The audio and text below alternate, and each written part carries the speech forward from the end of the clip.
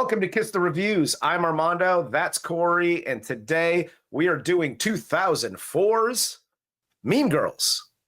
This movie was requested on Patreon by Sybil, one of our OG Patreoners. And if you want to join the party on Patreon, just download the app, look for Kiss the Reviews. We're there. We got KTR merch, watch parties. We have free and paid options. So if you want to watch basically the YouTube version, but with clips of the movies and no ads and shit, go over to Patreon and join us there. It's neat. And we like it more if you sign up for like one of the paid options. Because then it pays for like all the stuff. So give me your pennies. It's only like 200 pennies a month. That's it. Yeah. For one penny a day, you could feed 2 starving immigrants. For 3 pennies a day, you can save an immigrant and whatever he is. I'm Heinz 57. But let's get into the cast of 2004's Mean Girls. This film stars Lindsay Lohan as Cady Heron, Jonathan Bennett as Aaron Samuels, Rachel McAdams as Regina George, Lizzy Caplan as Janis Ian, Daniel Franzese as Damian, Tina Fey as Miss Norbury, and Tim Meadows as Mr. Duvall. And of course, Lacey, Chabert, and Amanda Seyfried as the other plastics. Yes. Who are amazing. Amazing. Yes. I really dug that. Like, truth be told, I love this movie. Like, not to cut to the end, but I love this movie. No, this movie's a classic. Even the remake was okay. No shade to anyone in it, because that was a really good, different version of it. But this version's so good. You were correct. Let's get into this movie. Yes. So that'd be fetch. Well, that will be fetch. So this movie opens with Cady's first day of school. She's 16 and she's been homeschooled because her parents are zoologists. And she lived in Africa with them until now. And now she's like back and they're putting her in the public school system. So I do like the first shot, the opening shot, and it's from her POV, like looking up at her parents. Mm-hmm.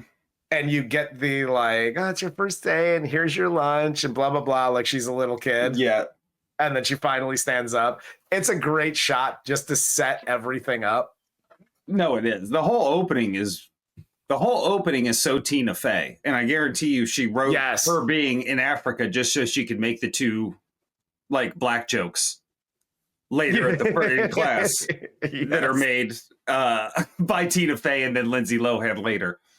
It's such a good setup. And again, the fish out of water and how to make her an awkward teenager and having these hormones and not knowing any of the rules that we all came up with is so perfect. But not making her like a real weirdo at homeschool. That's like, oh, I took my mom to my junior prom. Got lucky. Like, no, and again, I know it was 2004, but there's only so many ways you can write these fish out of water or like high school coming of age type movies.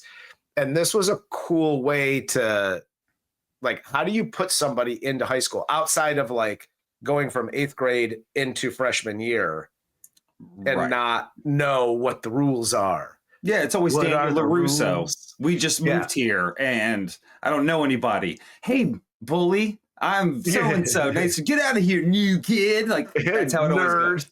Yeah. Fucking loser. Yeah, that's how I always treated them. But so she gets here to her first day. It does not go well for her. She doesn't fit in, but she does get help from Janis and Damian about the different cliques and the rules about living in the public school life.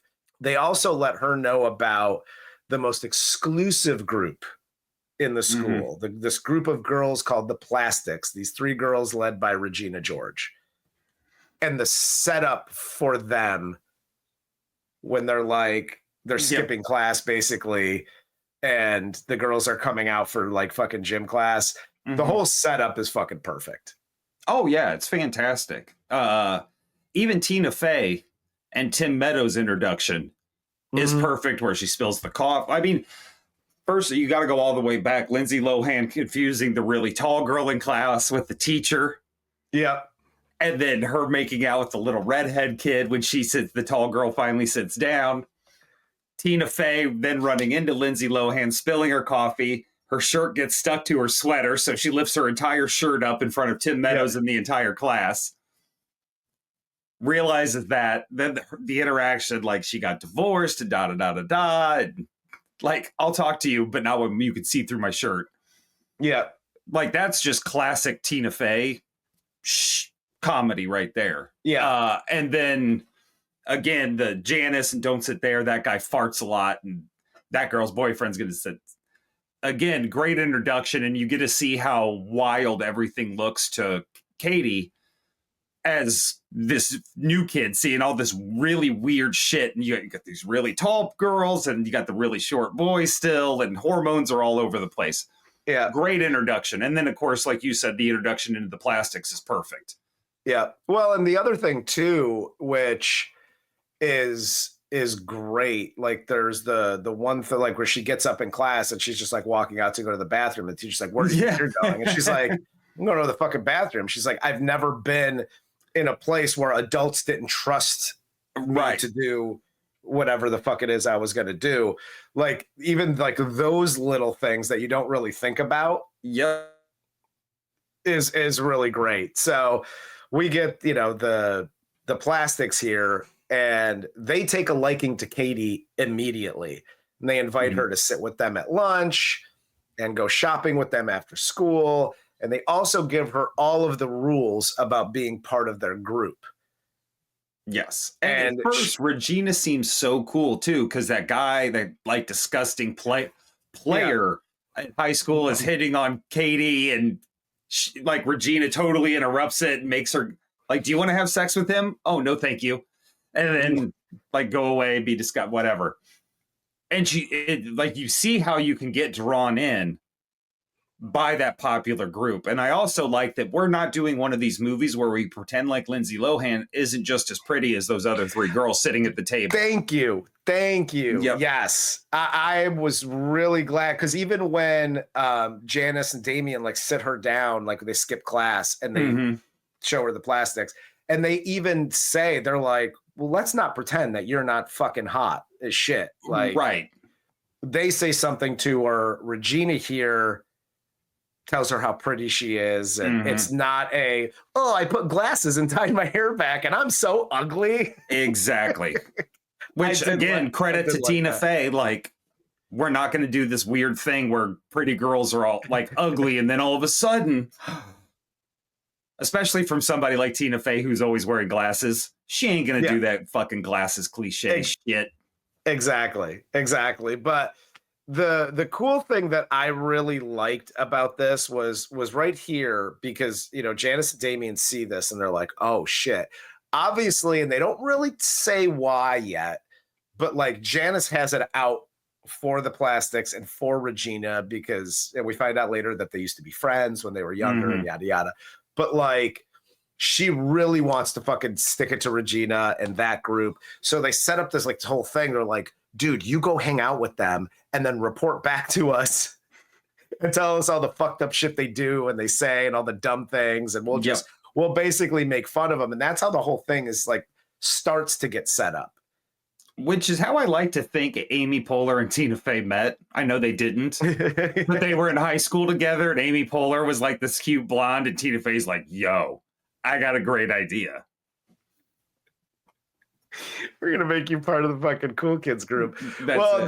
This is where we get introduced to Amy Poehler, because Cady starts hanging out with the Plastics. They go to Regina's house, and Amy Poehler plays Regina's mom with the fake tits that she can't feel. You got the dog chewing on the nipple and she can't fucking feel it.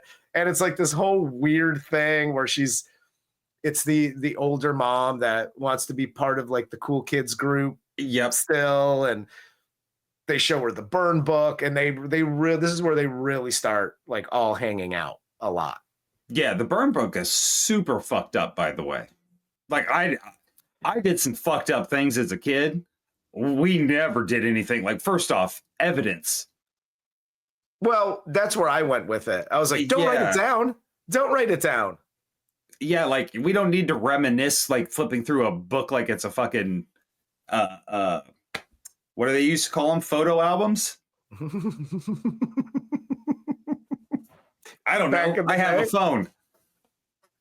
I have a phone and no plastic on my couch, which means I don't have one of those. I don't have physical evidence of anything in my home. It's all digital. Yeah. But yeah, I mean, it's so fucking weird that they would write it down, but also that's how Regina plays it at the end is exactly why I feel like Regina would want to write it down. She's playing the long game. Oh yeah, just in case something bad happens. Yep. I got some shit to cover my ass. And that's also what I like about Regina. Like, the friends are a little dumb. Yeah. But Regina's not. Yeah, she's fucking crazy smart. Yeah. No, she's the maniacal, like at some point she's gonna be the CEO of a company that just dumps shit into like the local fucking she's Leon lakes and rivers. Exactly. But Cady here likes Regina's ex-boyfriend Aaron. Regina says that she'll talk to him for her instead at a Halloween party. Instead of talking to Aaron for Cady, Regina kisses him in front of her, and she resumes their relationship. And what I really like about this is the whole game of phone call, because this didn't exist. The whole three-way calling until what, like the 90s, the early 90s? Yeah, this was the thing in high school that absolutely happened. Yeah. Like people would call you up and you'd have somebody on the other line just listening, waiting to fucking clap back at you, which was crazy. You always knew when you were getting set up because nobody just called to be like, hey, let's talk shit about Jerry. It's like, what? What are you doing? Exactly. But I also Corey, like what's going on? You want to talk shit about this particular person right now? So dumb. No. How was your day? What's going on? Yeah. Like, no, I'm good. Thanks. Bye.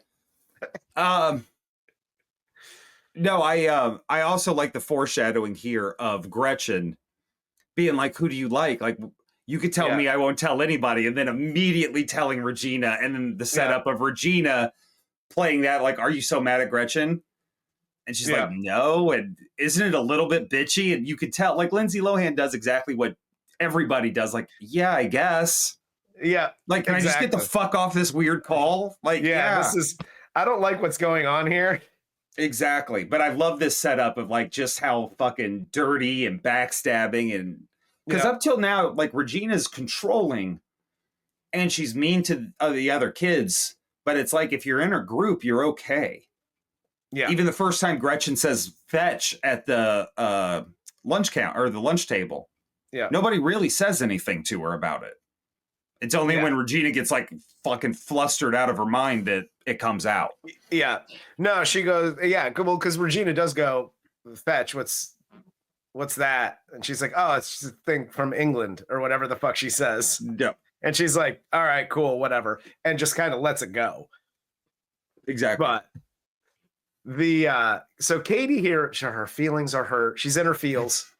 Her feelings are hurt. She's really pissed off about this, the whole way Regina handled the Aaron situation. So she decides to go back to Janis and Damian, and they set up this plan that Janis puts together to ruin Regina's life by breaking her up with Aaron and turning her friends against her.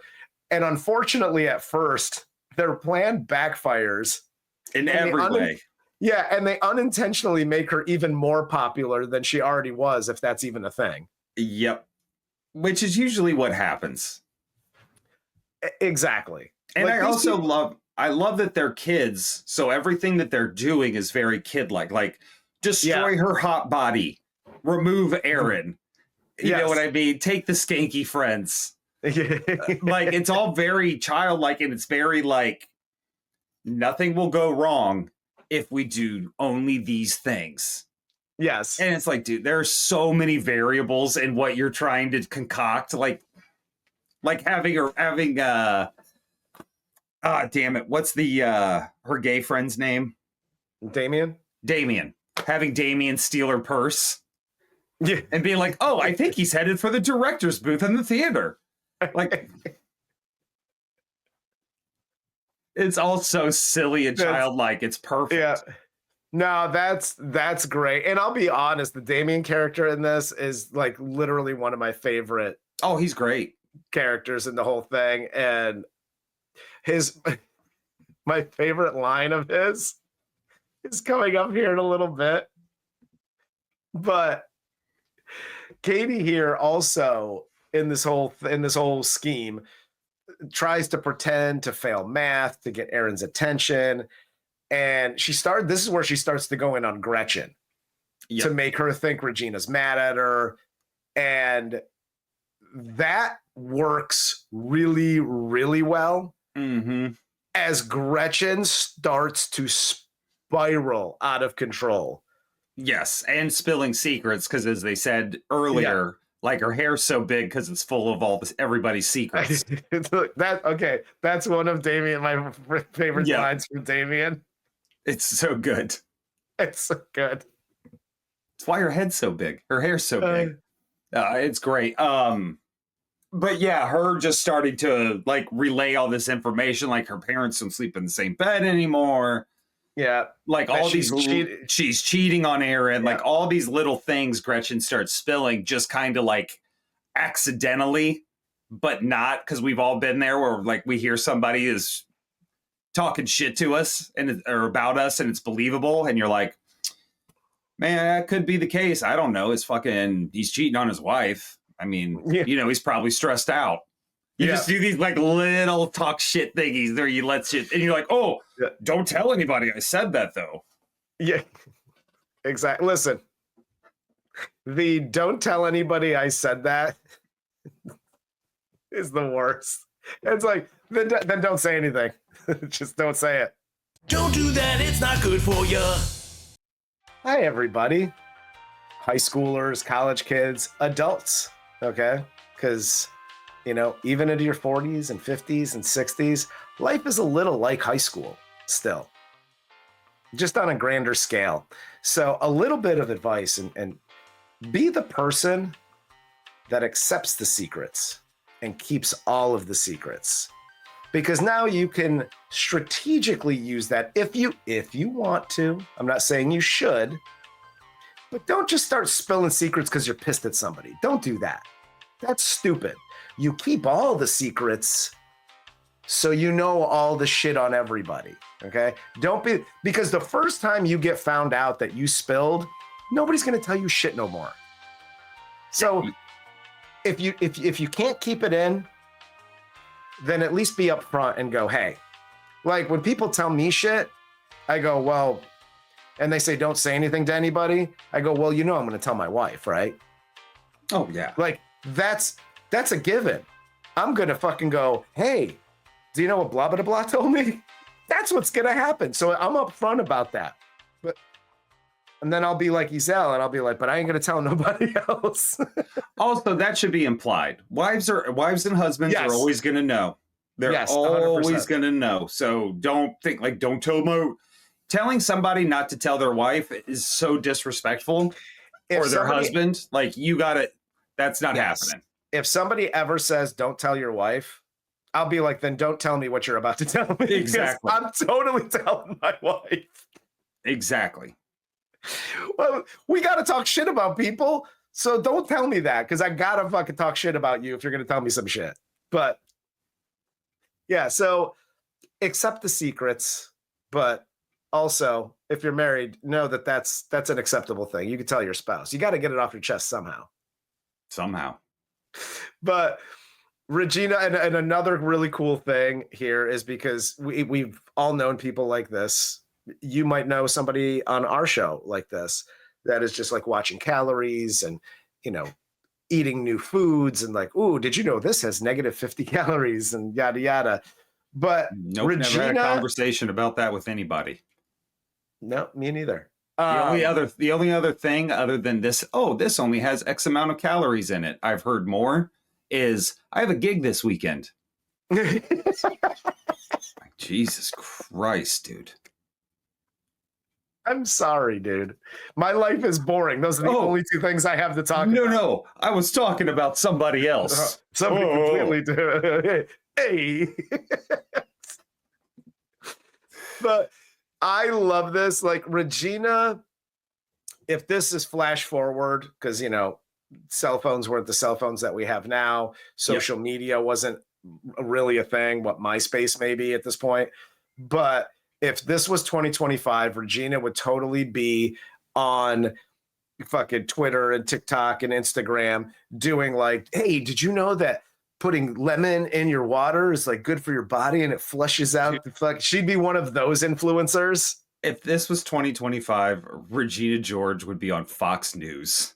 She'd be on the morning show too, and OnlyFans, watching Donald Trump shit his pants on a couch. She'd be doing that and on OnlyFans at night. Exactly. Showing her feet. But Cady here gives Regina the Swedish quote unquote health bars and to make her gain weight. So she can't fit her clothes anymore. So she ends up violating the plastics dress code by wearing sweatpants because that's the only thing that are fitter at this point. So Regina is banished and Cady becomes like the new queen bee of the plastics. And at this point, the other two girls are so pissed at her because Regina's called Amanda Seyfried's character a slut. Yep. And Gretchen is already freaked out and mad at Regina because of the candy cane ploy where Cady got a candy cane and Regina didn't, or Gretchen didn't. Mm-hmm. So all of this has now culminated with Regina being banished, and then she gets up to leave and she runs into the girl she called fat all the time. And even in the burn book says has a fat ass. And the girl calls her fat ass. Yeah. Watch where you're going, fat ass. It's amazing. Her spiral out of control. And then even the focus on Regina George's giant ass as she leaves. As she walks away, And you feel so, I mean, I kind of still felt bad for her when she's like, sweatpants are the only thing that fit me right now. I was like, oh, that had to hurt to say. Like, just stay at the table. Like, that sucks. And they were still like, you should probably. Well, the funny thing is, like, the whole, like, health bar, the Swedish health bars thing that are, like, 1,000,000 calories. That was the only, like, diet that she stuck to the whole movie, because every other scene before that, she was like, oh, I'm doing this now because there's less calories or less fat or blah, blah, blah, whatever. But she's on one to the other to the other. But the Swedish bars are like the only thing that she actually stuck to the whole time. Yep. Probably because they tasted good as fuck. I would assume. And then those donuts and that bread did too. So she was just on. She's like, dude, this diet's awesome. I don't even care anymore. Yeah, exactly. So while Cady's parents leave town, she throws this small party at her house that turns into like a complete fucking rager. She gets drunk. She throws up on Aaron. He leaves. And then she gets busted by Janis and Damian for throwing a party and not inviting them. This was all good setup too. Like, Janis was having an art show. Cady was supposed to be there. Yeah. Said she was going out of town with her parents to Madison, which she was supposed to go to. But now the plastics don't have a leader, so they need Cady to stick around. Just this whole setup. This is that fun writing that I'm not going to say it, but we always talk about on this show, where it just keeps leading to the next. Everything is going somewhere. It's not just throw this scene in for fun.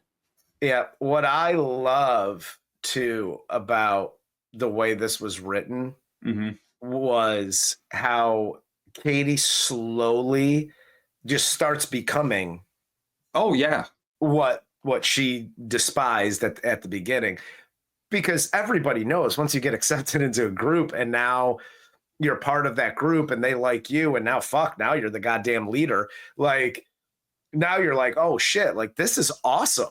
This is really great to be a part of something like this. But my favorite part was her, and she was like, oh, do you want to come over and hang out and make fun of the Plastics tonight? And she's like, oh no, like I got a thing that I'm doing. And she's like, well, Janis is like, what do you mean? But we don't have anything planned for tonight. Oh, I planned this one on my own. Love ya, bye. Yeah. And they're like, this bitch. Like, that's when it starts to really go off the rails. Yeah, she can't stop looking at herself in the mirror. Yeah. She's constantly applying makeup, and even the whole look of her changes. She's got like a spray tan on now. Her face is glossy as shit. She looks terrible, in my opinion.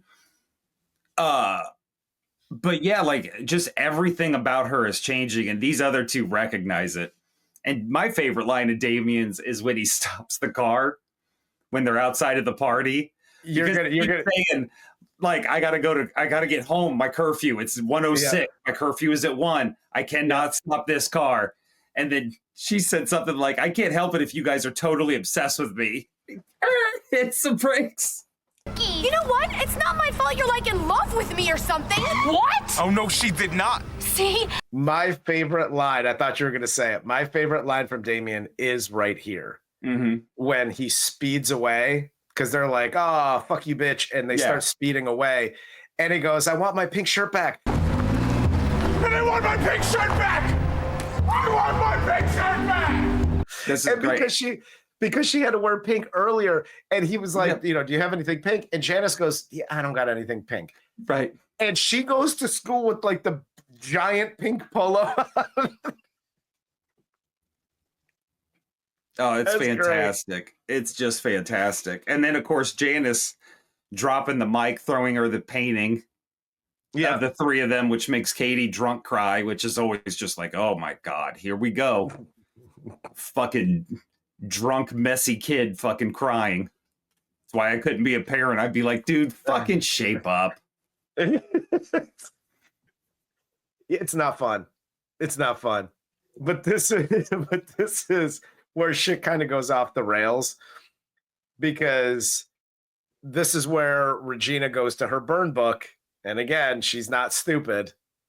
She figures out Cady's sabotage with the whole chocolates thing.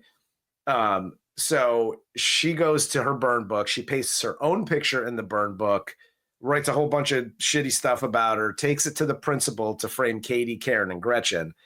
And Regina then makes copies of all the pages of the burn book, spreads them all over school, literally inciting a full fucking riot, to where Principal Duvall then has to break it up and then calls like the all junior girls meeting in the gym for this like come to Jesus meeting. Regina just fucking cruel intentioned all over that high school. Fuck yes, she did. Just cruel intention. Cruel intention. The only thing she didn't do here, cruel intentions wise, is like bang her stepbrother. Like right. Which I think is the Chihuahua at this point, and he's clearly in a relationship with the mother. So exactly. But they do, and this is where I do like and again, you know me and feelings and lessons and all that shit, but the Tina Fey thing, because they make it funny here, because Tim Meadows is trying to like have this come to Jesus meeting, and he just doesn't know how to fucking navigate the water, so he just hands it over to Tina Fey. The second one of the girls talked about their periods, he was out. Yes, exactly. He's like, I can't do this.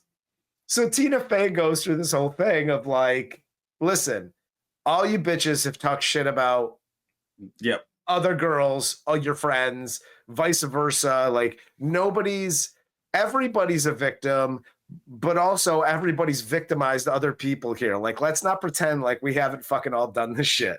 Right. And they start doing the fucking trust falls. Yeah. I also like This is my one thing with this movie. Literally my only is Tina Fey calls out Regina George here. Yeah. Because Regina stands up and is playing a victim, and everybody knows that's not the case. So they call her out, everybody raises their hands. And then it's just like, all right, let's go into a trust fall scene now. I feel like there should have been something there more with Regina. That's fair. Yeah. Because that just seemed to just drop off. Where it's like, oh, we're finally going to get some sort of resolution here with Regina. And it's like, nah, we got to wait for her to get hit by a bus before she becomes a person. Well, and she does get hit by the bus, and the lead up is great because they're doing the trust falls, and Janis then gets up and tells everybody about the plan they executed against Regina. And this is where Regina leaves and is like Cady, she's yelling at Cady and she gets hit by the bus. And then this is where Cady goes on her like confession tour because she confesses at the school that she wrote the rumor about Mrs. Norbury. And she goes on her apology tour to make everything right. She joins the mathletes and they go to Win State. And the movie basically ends at the spring fling where she wins the queen of the spring fling award, and she breaks up the thing and you're a queen and you're a queen and yada yada. But the movie ends as we have like Cady's narration giving an update on everyone, and all was right with the world and everything's fine and everybody's a normal person. A few of my favorite scenes are when Amanda Seyfried is confessing to Lindsay Lohan that she's psychic and her boobs can tell when it might rain. Well, actually, when it is raining. Yes. And then at the end, you see her as like the weather girl, and she's like, there's a 30% chance it might be raining. And it's literally fucking pouring on top of her head. Classic. Gretchen during the trust fall, not understanding why anybody, like, I have nothing to apologize for. It's not my fault I'm pretty. And then nobody catching her except for Amanda Seyfried. And all of Amanda Seyfried's faces in this, her facial expressions, are the best. They're so good. She's really good in this. The little dumb things, because she's obviously like the ditzy blonde. Yep. The little dumb things that they throw in here. Her like putting like the little K on her chest, and she's doing it in the mirror and it's backwards. So she turns around, like just the little dumb things. But again, her facial expressions are fucking amazing. They're perfect. And again, I know we talked about this a little bit in the Patreon portion of this show, but like Lindsay, everybody knows there's no secrets about Lindsay Lohan's rise and fall, and now rise again. I forget, and I think a lot of people do, because of all the bullshit that has happened with Lindsay Lohan, like in her personal life, how good of an actress she actually is. Oh, yeah. I mean, I haven't seen her in anything recently to speak of, but what she was at that age and even younger, she was great. And again, I said it in Patreon, I'll say it here again, because I don't fucking care. I wish to God watching this movie that she had been friends with Rachel McAdams and Amanda Seyfried and went I'm an Oscar nominated, highly respected actress as she should be, instead of like, I'm some fucking teenage blah, blah, blah, bubble drunk. Everybody's trying to get a look at my beaver, and Paris Hilton called me fire crotch, and Wilmer Valderrama's doxing my virginity on fucking Howard Stern. Like, dude, she got fucking raw dogged by Hollywood. No, I'm so happy she's got herself together. I think she's got a fucking kid now. Like, she's on the up and up for sure. And I hope Freakier Friday works out, which also fucking Jamie Lee Curtis is a badass bitch. Yes. It seems like if she wants something done in Hollywood, it kind of gets done. Hell yes. Agree on the Jamie Lee Curtis thing. I with Lindsay Lohan, I forgot because again, you get into like all the bullshit and whatever. She did get a little railroaded because she was on that same trajectory where it was like she was going to start getting some more serious roles and blah blah blah and shit. Yep. And then all of a sudden, like, listen, you start fucking with Paris Hilton, and your life just goes into the shitter. I'm sorry. Like, not for nothing. You got all the talent here. Yeah. Stop fucking with people they ain't got nothing like going for them. Like they have no real talent. Like, well, I think that may have been mom and dad pushing her in that direction. You know what I mean? Good. No, it absolutely could have. They stopped being parents and started being pimps real fast. Oh, 100%. But yeah, I forgot how good of an actress she was. Mm-hmm. And because again, I haven't seen something that she's been in a long fucking time until we saw this. But I mean, and it's a good high school comedy type deal. The fact that Tina Fey's attached to it, that she was one of the writers, definitely helps things. Mm-hmm. Because these types of movies, and we've seen a million of them, it could be not great real quick. You know what I mean? Like you start going in a weird direction and things happen for no reason. And you get the and then of it all. But the fact that Tina Fey had a hand in writing this, I think was great. And it's a female driven film. So you want to have a female writer, because we've also talked about that with other movies. Dudes can't write fucking women well. So the fact that Tina Fey, I think, had a hand in this helped this whole thing. I really, really like this movie. I liked it back then. I still like it. Yeah, no, this movie's absolutely fantastic. I couldn't complain about it if I wanted to. Like, I truly enjoy it. I haven't seen it. I haven't just watched it because of this show. I've watched it numerous times over the years, and I still like it. It's very enjoyable. And like I said before, dude, if it's Tina Fey, I'm probably there. If it's Tina Fey and Amy Poehler, I'm fucking front row. Oh, I don't 100%. care. I don't care how long one of them's in it. I don't care how much the other one's in it. It doesn't matter. I'm there. They are such a good comedy team. Oh, yeah. Absolutely. I dig everything about both of them. And like you said, if they're both there, then so am I. Because they're fucking hilarious. But that's all I got, man. You got anything else for this? No, I ain't got shit. Except, you thought I wasn't going to do it, but I'm going to do it. Yeah, gave us a head fake. I did wear a Larry Bird jersey a lot this weekend. My pump fakes are strong as fuck, dog. No, I'm going to do it. Everyone out there, go to our podcasting home network, www, because you still have to do that, calibrationmediagroup.com.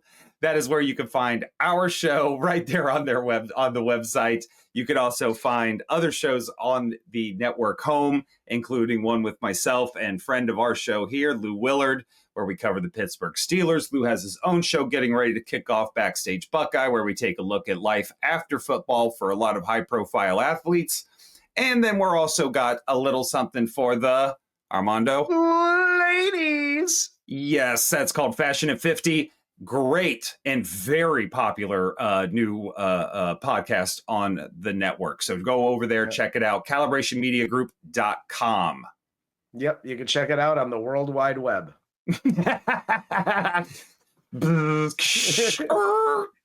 you guys have Earthlink, just log in and you should be. You need a Juno account that's still valid, but the website may work. Dude, your shit's jumping around. I think you're on Juno right now. I think I am, yeah. I think we'll end it there. For Corey, I'm Armando. This is Kiss the Reviews, and this is 2004's Mean Girls.